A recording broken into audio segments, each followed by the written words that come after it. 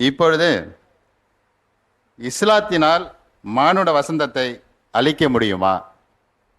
மானுட வசந்தத்தை இஸ்லாம் எப்படி அழிக்க முடியும் என்ற ஒரு கேள்விக்கு டாக்டர் அவர்கள் பதில் வழங்க வேண்டுமாறு தங்களை அன்போடு கேட்டுக்கொள்கிறேன். தேங்க்ஸ். ஐயா அவர்கள் கேட்கிற கேள்வி, இஸ்லாத்தினால் மானுட வசந்தத்தை மனித சமுதாயத்திற்கு அளிக்க முடியுமா என்று கேட்கிறார். இப்போ முதலாவதாக மானுட வசந்தம் என்ன அதை முதல்ல தெரிஞ்சுக்கணும். இல்லை சும்மா மானுட வசந்தம் சொல்லிக்கிட்டே இருந்தால், மானுட வசந்தம் என்று நாம் எதை குறிப்பிடுகிறோம் என்பதை முதலாவதாக புரிந்து கொள்ள வேண்டும். இஸ்லாத்தினுடைய வார்த்தைக்கு என்ன பொருள் என்று சொன்னால் அமைதி என்று பொருள். இஸ்லாம் என்ற வார்த்தைக்கு, இஸ்லாம் என்ற அரபி சொல்லுக்கு என்ன பொருள்? அமைதி என்று பொருள். ஆக இங்கே நாம் மானுட வசந்தம் என்று சொல்லுவது அமைதியுள்ள ஒரு மனிதனையும் அமைதியுள்ள ஒரு சமுதாயத்தையும் உருவாக்க வேண்டும். இதுதான் நோக்கம். தனி மனிதனும் அமைதியாக இருக்க வேண்டும், அவன் வாழுகின்ற சமுதாயமும் அமைதியாக இருக்க வேண்டும். இந்த ரெண்டு நோக்கம் இருக்கு. ஆக அமைதியுள்ள மனிதனையும் அமைதியுள்ள சமுதாயத்தையும் உருவாக்குவதுதான்,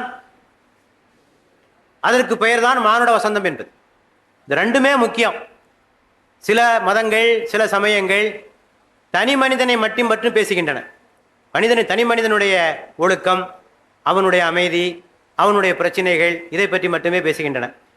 தனி மனித ஒழுக்கத்தை பற்றி பேசுகின்ற சமயங்கள் உண்டு. இன்னொரு துறையை பார்த்தீங்கன்னா அவங்க தனி மனிதனை பற்றி பேச மாட்டாங்க, சமுதாய பிரச்சனைகளை மட்டுமே பற்றி பேசிக் கொண்டிருப்பார்கள். பொதுவாக இந்த செக்யூலர் ஐடியாலஜிஸ் என்று சொல்கிறோமே, சமய சார்பற்ற கருத்துக்கள் பொதுவாக தனி மனிதனை மையப்படுத்தி பேசாது, சமுதாய அவலங்களை குறித்து அவர்கள் அதிகமாக பேசுவார்கள். ஆனால் இஸ்லாம் ரெண்டையும் இணைத்து பேசுகிறது. ஏனென்றால் இவை ரெண்டும் ஒன்றுக்கொன்று தொடர்புடையது. நல்ல மனிதர்கள் தான் நல்ல சமுதாயத்தை உருவாக்குகிறார்கள், நல்ல சமுதாயம் தான் நல்ல மனிதனை உருவாக்குகிறது. மோசமான மனிதர்கள், ஒழுக்கமற்ற மனிதர்கள், மனிதநேயம் இல்லாத மனிதர்கள் மனிதநேயம் இல்லாத சமுதாயத்தை தான் உருவாக்குவார்கள். அதே போல சமுதாயத்திலே மனிதநேயம் இல்லை என்று சொன்னால் அங்கே உருவாகிற மனிதனும் மனிதநேயமற்றவனாகத்தான் இருப்பான். இவன் மட்டும் நல்லவனாக இருக்க முடியாது. உதாரணத்திற்கு ஜாதி கூடாதுன்னு சொல்றான் வச்சுடுங்க. தனிப்பட்ட மனிதன் சொல்லுகிறான், எனக்கு ஜாதியில நம்பிக்கை இல்லை, அவனுக்கு நம்பிக்கை இல்லை, சமுதாயத்தில் இருக்க அவன் தப்பிக்க முடியாது. ஜாதியை இவன் விட்டாலும் ஜாதி இவனை விடாது, இல்லையா? பிடிச்சிக்கணும். இவன் தப்பிக்க முடியாது இவனால. எனக்கு ஜாதியே வேணான்னாலும் ஜாதி முத்திரை அவன் மீது குத்தப்படும். எங்க ஓட பார்க்கிற நீ, வா, நம்ம ஆளுதான், நீ வா இங்க என்று சொல்லி அவனை எடுத்துக்கொள்ளும். ஆக இந்த ரெண்டுமே ஒன்றுக்கொண்டு தொடர்புடையது, இன்டர் ரிலேட்டட். ஆக இஸ்லாம் என்பது இந்த ரெண்டு விஷயத்திலுமே கவனம் செலுத்துகிறது. ஆக தனி மனித அமைதியை பற்றி இஸ்லாம் சொல்லுகிறது. தனி மனிதனுடைய அமைதியை கெடுக்கிற விஷயங்கள் என்னென்ன? தீய ஒழுக்கங்கள். தனி மனிதனுடைய அமைதியை குலைக்கிறதுல முக்கியமான இடம் தீய ஒழுக்கங்கள், தீய பண்புகள்.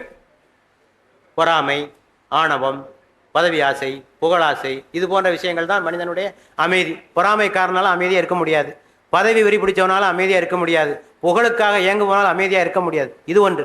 இன்னொன்று இழப்புக்கள், துன்பங்கள், நஷ்டங்கள். இதையும் மனிதனுடைய அமைதியை குலைக்கிறது. இந்த ரெண்டுக்கும் என்ன வழிமுறை, அதை விரிவாக சொல்வதற்கு நேரமில்லை. இதற்கான வழிமுறைகளை இஸ்லாம் வகுத்து கொடுத்திருக்கு. தனி மனித அமைதி. அதே போல சமூக அவலங்கள், சமுதாயத்திலே உள்ள பல்வேறு பிரச்சனைகளுக்கு இஸ்லாம் தீர்வு சொல்லுகிறது. உதாரணமாக சமூகத்துறை என்று எடுத்துக்கொள்ளுங்கள். சமூகத்துறையிலே மிக முக்கியமான ஒரு விஷயம் என்ன? ஜாதி கொடுமை. இந்த ஜாதி கொடுமையை அகற்றுவதிலே இஸ்லாம் மிக மும்முரமாக செயல்பட்டு கொண்டிருக்கிறது. அதே போல ஆணாதிக்கம், பெண் அடிமைத்தனம், இதற்கு இஸ்லாம் பல வகையான ஏற்பாடுகளை செய்திருக்கிறது. பெண்களுக்கான பல உரிமைகளை வழங்கி இருக்கிறது. ஆக சமூகத்துறையில. அதே மாதிரி பொருளாதாரத்துறை எடுத்துக்கொண்டால், பொருளாதாரத்திலே மிக முக்கியமான விஷயம் எல்லோருக்கும் அடிப்படை தேவைகள் கிடைக்க வேண்டும். அடிப்படை தேவைகள் அனைவருக்கும் கிடைக்க வேண்டும் என்பது பொருளாதார அமைதிக்கு மிக முக்கியமான விஷயம். இதற்கான வழிமுறைகளை இஸ்லாம் செய்திருக்கிறது. பொருளாதார அமைதி கெடுவதற்கு இன்னொரு முக்கியமான காரணம் பொருளாதார சுரண்டல், வட்டி. பொருளாதார சுரண்டலே முக்கிய இடம் வகிப்பது வட்டி. வட்டி, மது, சூது, ஆபாசம், பதுக்கல், ஏமாற்று, மோசடி, இவையெல்லாம் பொருளாதார கேடுகளுக்கான காரணம். இவற்றையெல்லாம் எப்படி அகற்றுவது என்பதற்கான வழிமுறைகளை சொல்லிக் கொடுத்திருக்கிறது. அதே போல அரசியலிலே ஜனநாயகத்தை இஸ்லாம் இந்த உலகத்திற்கு கற்றுக் கொடுத்திருக்கிறது. இதெல்லாம் பல்வேறு விஷயங்களை இஸ்லாம் இந்த உலகத்திற்கு கற்றுக் கொடுத்திருக்கிறது என்பதை நான் சொல்லி காட்ட விரும்புகிறேன். இதை இஸ்லாம் செய்ததா என்றால் நிச்சயமாக செய்தது. மானுட வசந்தத்தை வெறும் தத்துவமாக இஸ்லாம் சொல்லிக் கொண்டிருக்கவில்லை, அதனை இந்த உலகத்திற்கு வழங்கி காட்டியது. காந்தியடிகள் சொல்வார்கள், நமது இந்திய நாட்டின் ஆன்மீக செல்வம் இஸ்லாம் மார்க்கத்தினின்று இரு விஷயத்தில் லாபம் அடைந்திருக்கிறது என்பதில் ஐயமில்லை.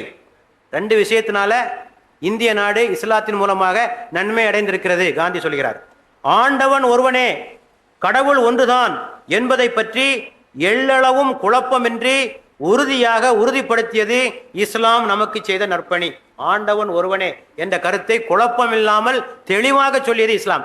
இரண்டாவது, மக்களிடையே சகோதர சமத்துவத்தை வாழ்க்கையில் நடத்தி காட்டியது இரண்டாவது பணி. கவனிக்க வேண்டும், சொல்லல, நடத்தி காட்டியது என்று சொல்கிறார். நடத்தி காட்டிய பணி. இந்த இரண்டு பணிகளையும் நான் மகத்தானவையாக கருதுகிறேன் என்று காந்தியடிகள் சொல்கிறார். ஆக மானுட வசந்தத்தை, இந்த ஒன்றே குலம் ஒருவனே தேவன் என்ற கோட்பாட்டை செயல்வடிவப்படுத்தி காட்டியிருக்கிறது இந்த இஸ்லாமிய மார்க்கம். ஆக மானுட வசந்தத்தை இஸ்லாம் வீச செய்து கொண்டுதான் இருக்கிறது. பெண்களுக்கு வழங்கியுள்ள உரிமைகளை பற்றி சொல்கிற போது இளவரசர் சார்ல்ஸ் ஆக்ஸ்போர்ட் யூனிவர்சிட்டியிலே உரையாற்றுகிற போது சொன்னார், என்னுடைய பாட்டி காலத்திலே கூட, அவர் சொல்கிறார், என்னுடைய பாட்டி காலத்திலே கூட கற்பனை செய்து பார்க்க முடியாத பெண் உரிமைகளை இஸ்லாம் 14 நூற்றாண்டுகளுக்கு முன்னர் பெண்களுக்கு வழங்கி இருக்கிறது. ஆக ஒரு 100 வருஷத்துக்கு முன்னால கற்பனை பண்ணி பார்க்க முடியாத பல்வேறு விஷயங்களை இஸ்லாம் பெண்களுக்கு வழங்கி இருக்கிறது என்று சொல்கிறார். ஆக இதெல்லாம் இஸ்லாம் செஞ்சிருக்கு. வட்டியை எடுத்துக்கொள்ளுங்கள். வட்டி இல்லாத வங்கிகள் இன்றைக்கு உலகத்திலே 200 வங்கிகள் இருக்கின்றன. வட்டி இல்லாத வங்கிகள் 200 பில்லியன் டாலர்கள் அதிலே முதலீடு செய்யப்பட்டிருக்கின்றன. ஆக மானுட வசந்தத்தை இஸ்லாம் வீசிக்கொண்டுதான் இருக்கிறது. ஆனால் எந்த அளவுக்கு இந்த இஸ்லாத்தை பின்பற்றுகிறார்களோ அந்த அளவுக்கு அது வீசும். இஸ்லாத்தை முழுமையாக பின்பற்றினால் முழு வசந்தம் வீசும். கொஞ்சமா பின்பற்றினா கொஞ்சம் வீசும். 10% பின்பற்றினா 10% வசந்தம் வீசும். 50% பின்பற்றினா 50% வீசும். அவ்வளவுதான். அது வீசிக்கொண்டுதான் இருக்கிறது. உங்க கதவை கொஞ்சம் திறந்து வைங்க, காத்து உள்ள வரட்டும். நீங்க கதவை மூடிட்டு வசந்தம் வரலையேன்னா காத்தின் மீது குறை சொல்லி என்ன பிரயோஜனம் இருக்கிறது? ஆக கதவுகளை திறந்து விடுங்கள், அந்த வசந்தம் உள்ளே வரும்படியாக செய்யுங்கள். அது உங்களுக்கு வாழ்வளிக்கும் என்பதை நான் சொல்லிக்கொள்ள விரும்புகிறேன்.